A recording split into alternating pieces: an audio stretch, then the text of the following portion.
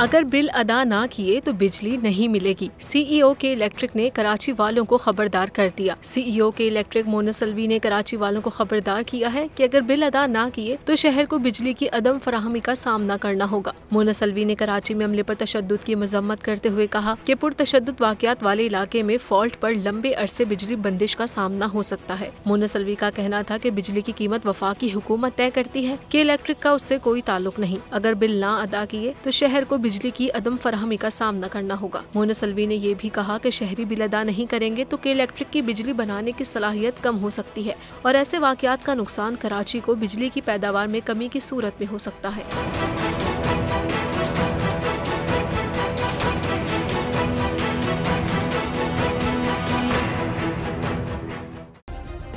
Subscribe करें और bell दबाएं ताकि कोई खबर रह न जाए।